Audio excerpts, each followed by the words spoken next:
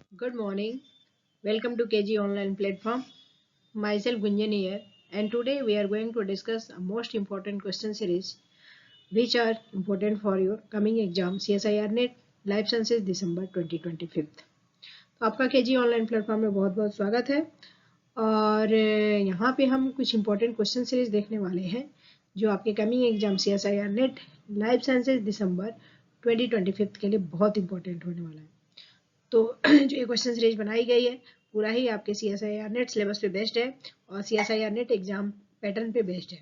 तो प्लीज़ पूरे वीडियो में बने रहिए, पूरे वीडियो को ध्यान से सुनिए, ध्यान से देखिए। देन आपके पास कुछ डाउट्स हैं तो आप उसको कमेंट बॉक्स में लिख सकते हैं और यदि आपको टेस्ट सीरीज का PDF वगैरह चाहिए तो आप मेरे टेलीग्राम चैनल को ज्वाइन कर सकते हैं।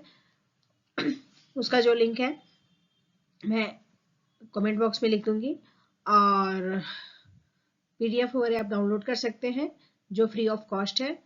तो आज का जो सेशन है बहुत बहुत यूजफुल है और आपके एग्जाम में बहुत कम दिन रह गया है। सो विदाउट वेस्टिंग टाइम आज का हम ये सेशन स्टार्ट करते हैं।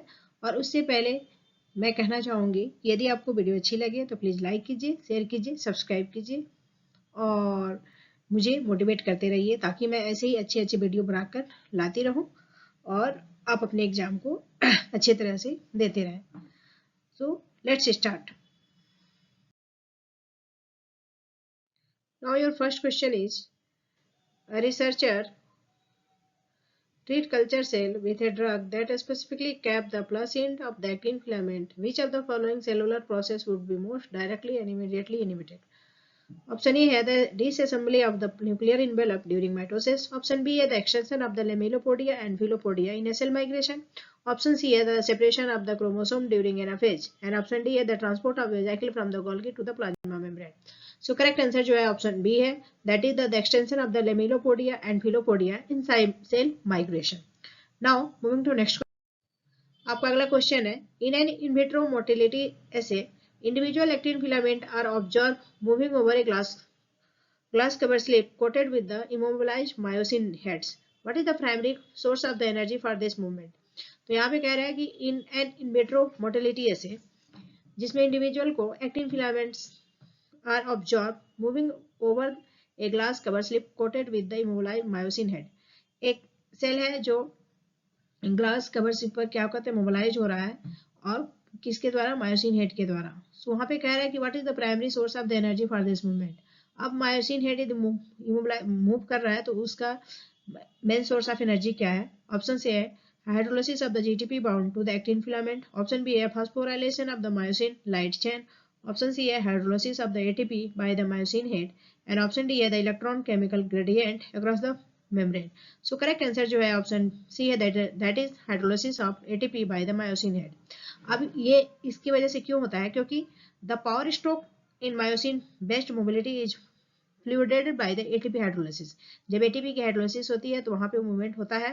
The myosin head fix on the cover slip undergo conformational changes upon ATP binding and hydrolysis, जिसको हम walking कहते हैं, walking the actin filament along। वहां पे actin filament along वर्क करता है और ये किसकी वजह से होता है? कन्फर्मेशन से जो है एटीपी के और हाइड्रोलिसिस की वजह से होता है। Now moving to next question. आपका अगला क्वेश्चन है, colchicine a drug that bind to tubulin and prevent its polymerisation is added to a cell, which of the following event would be blocked first? Colchicine a drug that bind to tubulin and prevent its polymerization। एक drug है जिसको tubulin से bind किया जाता है और वो polymerisation को प्रिवेंट करता है जब एक सेल में ऐड किया जाता है। So which of the following event will be block first? अब ये कोलेचिसिन कौन से प्रोसेस को सबसे पहले ब्लॉक करेगा? ऑप्शन ए है cytokinesis in animal cells. Option B है the recognisation of the Golgi apparatus during mitosis. Option C है the contraction of the contractile ring and option D है the movement of the cilia. So correct answer जो है option B है the reorganisation of the Golgi apparatus during mitosis. अब reorganisation of Golgi apparatus during mitosis क्यों होता है? तो reorganisation of the Golgi apparatus during mitosis, colchicine depolymerise microtubules. Colchicine जो होता है माइक्रोट्यूबुल को डिपोलिमराइज करता है। The Golgi apparatus fragment during the prophase in microtubule dependent manner and this would be early effect. Cytokinesis and the contractile ring primarily involve in the actin myosin filament.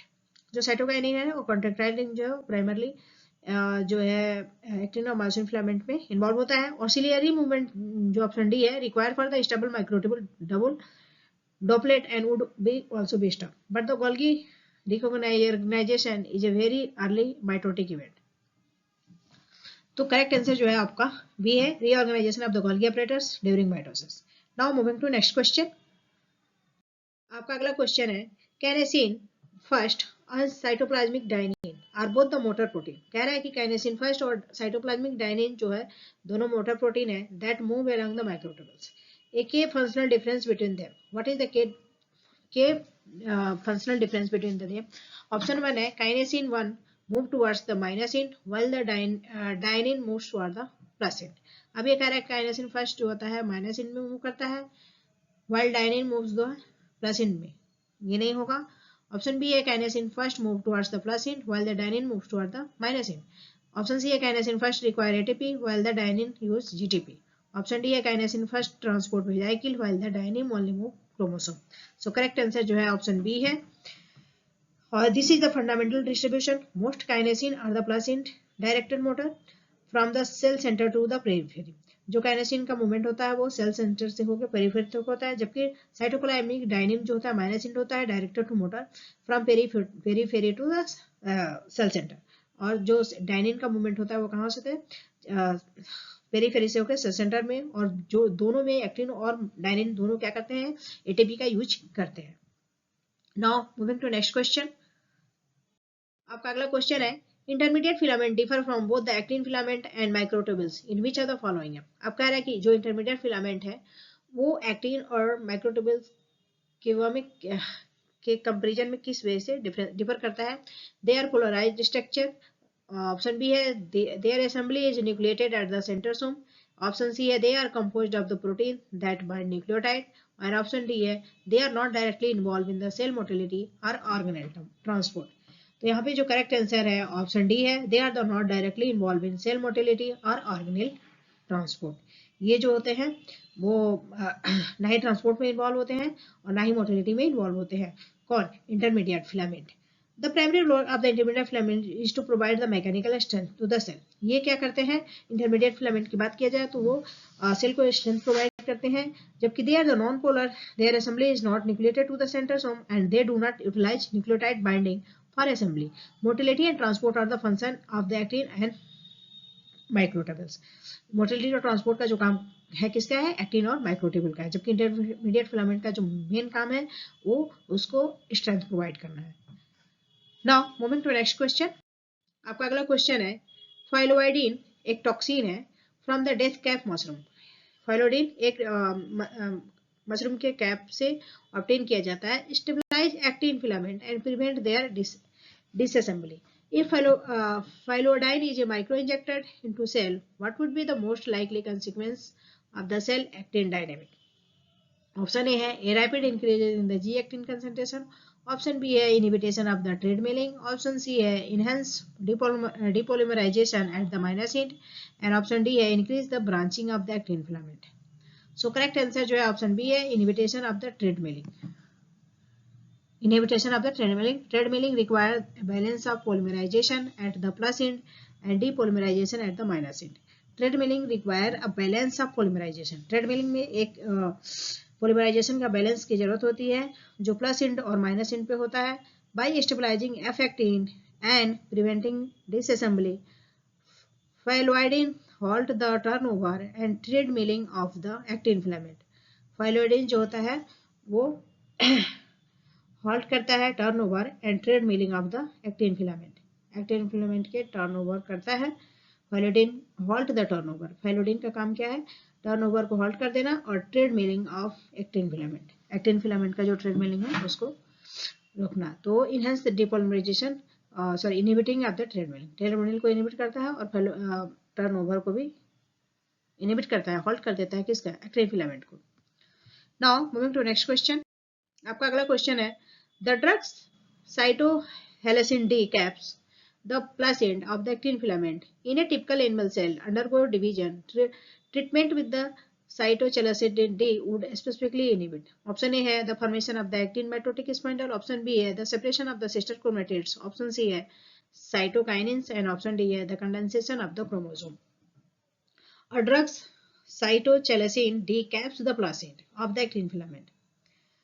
In a typical animal cell undergoing division, treatment with the cytochalasin D would specifically inhibit. Option A है formation of the mitotic spindle. Option B है separation of the sister chromatids and option D है cytokinosis. तो correct answer जो है option C है, that is the cytokinesis. And cytokinesis in animal cell is driven by the contraction of the actin myosin contractile ring. Cytokinesis in animal cell जो है किसकी वजह से होता है? जब एक्टिन और मायोसिन जो होता है उसके कंट्रैक्शन से होता है. Capping actin filament with the cytochalasin D would prevent the assembly and function of this ring, thus inhibiting the division of the cytoplasm. और इस तरीके से वो जो है साइटोप्लाज्म के डिवीजन को रोक लेता है.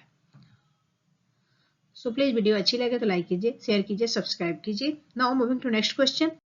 आपका अगला क्वेश्चन है, a cell line is engineer to express a mutant for gamma tubulin that cannot form the gamma TURC. Gamma TURC ring complex, which cytoskeleton function is most likely to be compromised. अब कह रहा है कि कौन सा जो function है वो कॉम्प्रोमाइज किया जाता है. ऑप्शन है the nucleation of the actin filament in the lamellipodia. Option B है the nucleation of the microtubules at the centrosome. Option C है the formation of the keratin network in the epithelial cells and option D है the process of vesicle fusion with the plasma membrane.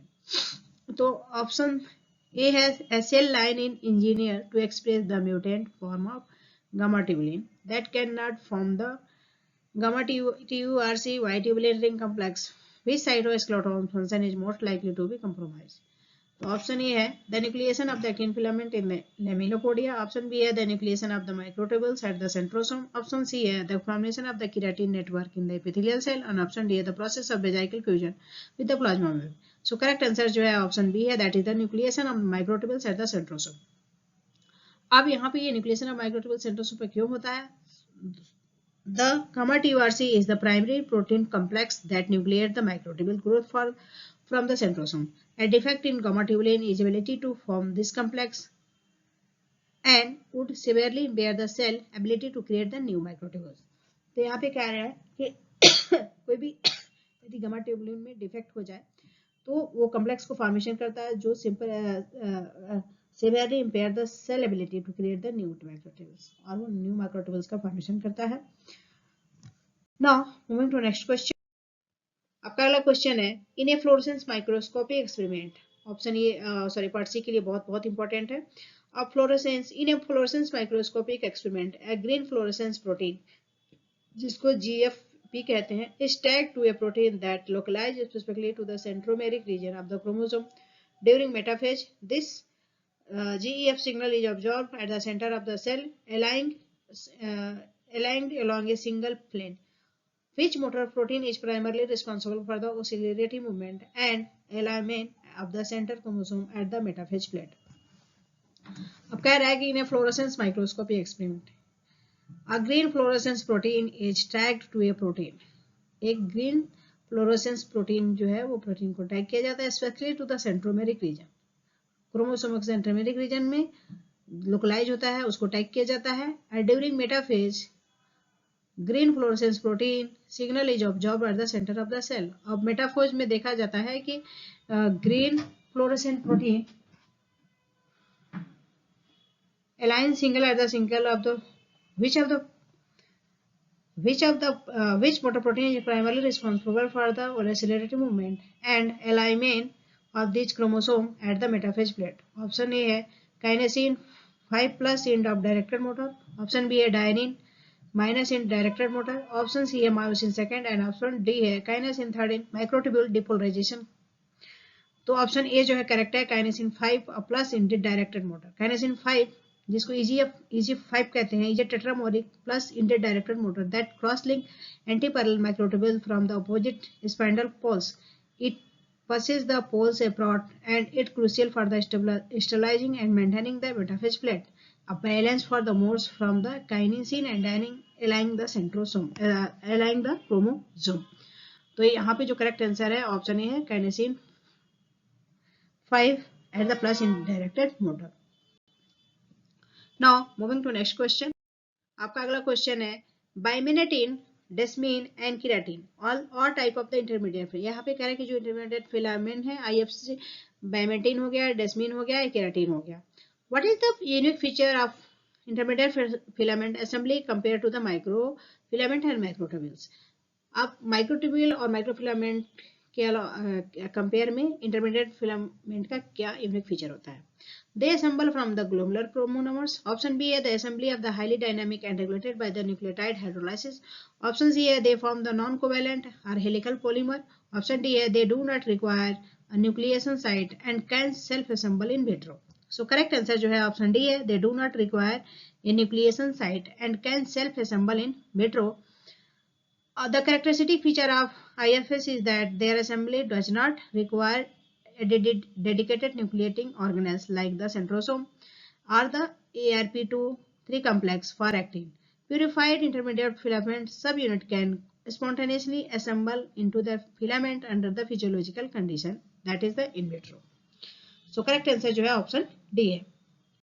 So आज हमने बहुत ही important question series देखे जो आपके coming exam CSIR NET life sciences बहुत के लिए बहुत बहुत इंपॉर्टेंट है। तो प्लीज़ हम लोग भी बहुत ज़्यादा एफर्ट लगा रहे हैं। देन आप लोग भी इस वीडियो को देखिए और वीडियो अच्छी लगे तो लाइक कीजिए, शेयर कीजिए, सब्सक्राइब कीजिए और कमेंट कीजिए। So thank you everyone, have a good day, take care.